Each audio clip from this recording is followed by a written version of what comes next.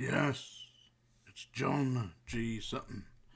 Tales from the Jails. Now, on Tuesday, the 6th of this month, the 6th of September, at 7 p.m, here on Tales from the Jails on YouTube, we're going to have a Q&A, a full hour of live John G. Sutton taking your messages, taking your questions. Just type your questions in. I will be here, no script, straight off the top of my bonds, give it to you as it is, to the best of my ability. So that's it. Next Tuesday, please do come and join me. It's no good, I can't do it on my own. You've got to come in, and don't care if you come in and just insult me, you know. Just say, what's an ugly old bastard like you doing on here? It doesn't matter. That's what my wife says anyway. So now I'm going to talk about corruption in the prisons, yeah? There's quite a bit of corruption these days, I believe. I mean, when I was in the jails at the Scrubs and at Strangeways, I found that the main corruption was kind of higher up, because there wasn't that stuff to smuggle in.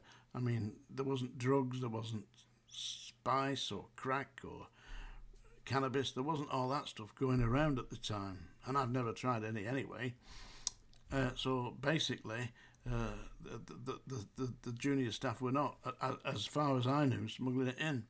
There was, of course, the case of the guy who'd recently joined. He was the ex-RAF warrant officer who joined, and he was going to fart miracles, this bastard, but he ended up within about 3 months smuggling cigarettes in and tobacco and placing bets for inmates on D-Wing, and of course he got fired out of it. They didn't prosecute him. I think they just felt sorry for him, really. But I mean, he'd left the RAF. They'd given him a quarter straight away. He jumped all the queues, you see, because I think they were going to fast track him and make him a governor. That didn't happen. Within 3 months he'd been dismissed and gone, because they twisted him round the finger, you see. The experts in manipulation on D-Wing, life prisoners, you know, they have a long time to study you. And if they think you're a soft bastard, yeah, you're going to get it, yeah. You'll end up running errands for them. I never took bribes myself. I found it was objectionable to be offered bribes, you know. I mean, I should have a proper wage, you know. I mean, today, I've got the wage slips, you know. My last wage slip for 1984 to April 1985 was £17,500. That's how much I got paid in the last 12 months of my service. Today, almost 40 years later, prison officers are earning approximately £25,000. So you can see, you know, if I was earning £17,500 nearly 40 years ago, transfer that in today's rates, we're talking about £50,000. But that's not what the staff are getting. Do you know why that is? Because no representation. They have no proper trade union. It's called the Prison Officers Association, and it's a tool of management, run by management, for management, just to keep the staff in place.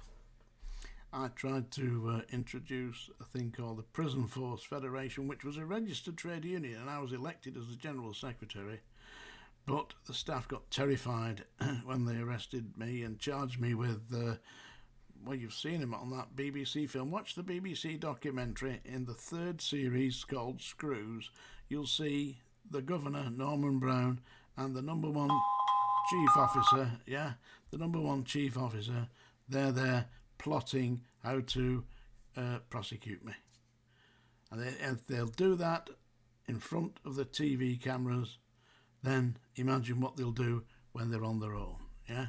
So they allowed themselves to be filmed plotting an assault upon me. Not a physical assault, but a legal assault. And they did charge me. Anyway, corruption in the prisons. Yeah, I was offered a bribe a number of times, but one of the ones that sticks in my mind was a guy called Vincent Pridding. There you go, I've named him. You'll see him in the BBC documentary as well, a great big guy pointing at the camera, shouting out, "You're going to see the roof come off this place, it's all going to go off."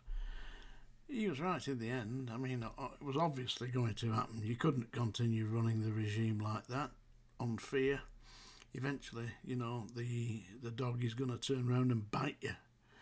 I did tell them that. You watch it, you'll see me on that documentary saying, if we continue to treat prisoners like animals, eventually we're going to get bitten. And I said we're being used as mugs by the government to overcrowded prisons. I mean, they got 2,000 inmates in Strange Ways when I was there. It was only built for 900, and that was in 1868 it was built. Yeah, seriously. So, yeah, I was offered a bribe for that, and the guy Pridding gave me the names of other officers he'd bribed, and he said, "Oh, they go and use the services of these prostitutes and get free alcohol at this club in Blackpool." I think it was run by Brian London, who was a very good boxer, boxed Muhammad Ali. Not for long, by the way, but he did. Yeah. Anyway, so I reported that, and you'd think, that they'd take some action against the staff, wouldn't you? Or investigate it. So the chief officer said to me when I handed my report in, which I did, I wrote it all down. I pre-warned the staff, said I'm going to put this in my report to the governor. I said, so you've got about half an hour, to decide what you're going to tell him, because he's going to call you up and ask you. So at least I'm telling you, what's going to happen. I thought that was reasonable. They didn't. One of them, the principal officer, started running round the rotunda. That's strange. You can't do this running round in a circle. I said. So I went and did it, wrote it all out, handed it to the chief officer, said, I've been attempted to bribe me, the man's name. He's on E3 landing. He's the red band cleaner up there. I said, I think he should be transferred to the block. Leave it with me, Mr. Sutton. He said, I'll deal with this. So you would have thought they would have dealt with it, taken action against this inmate for bribing staff. Well, what they did do was they transferred him. The next day he was moved from Strange Ways top security prison to Kirkham, the open prison. And this guy was doing 9 months for violence. He's a bouncer in the clubs in Blackpool. And he got switched to Kirkham Open Prison. And I never heard anything more about it. Not my business, really. I'd done my job as I saw it, Lots of staff would probably have just turned the other eye, not seen it, oh, no, I'm not doing that, But I thought it should be reported. It didn't win me any favours, I'm telling you that. Listen, you're all wondering what this thing is here, yeah? You see this? Yeah, that thing there, yeah, it's there, isn't it? Yeah, there. It's my new microphone. So I don't know if you've noticed an improvement in the sound, but if you have, yeah, good, because I'm about to torture it for you when I give you a sing-a-ding-ding-dong, when I ring the song dinger. But in the meantime, consider why prison staff are actually smuggling stuff in, because they ain't being paid a great deal of money. And I believe that for smuggling in a small package, something about the size of that, with the crack cocaine or whatever it is in tablets or whatever it is, you get about £300, £200. When you think that that's probably the equivalent of a week's wages, that's why staff do it. And there is a great disparity in this country between the payments that people who are doing responsible jobs like nurses, policemen, prison officers, firemen, all the rest. Big disparity, difference between what the people who are actually doing the work and the people who are actually taking the money.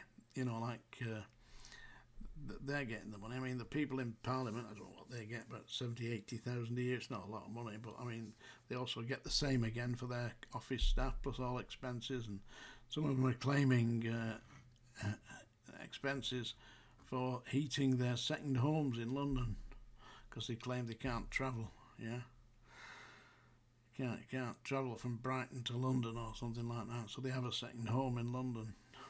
Anyway, as I say, they've got a nice new microphone here, so let's test it. Yeah, this is by request, yeah. And all the people have criticised my singing. There's one out there called SARS. SARS, his name is, I think, a real name Larry, yeah. Larry says I'm a rotten singer. But somebody has requested a song from me, and I'm going to do that. And listen here, Larry. I may be a rotten singer. I may very well be.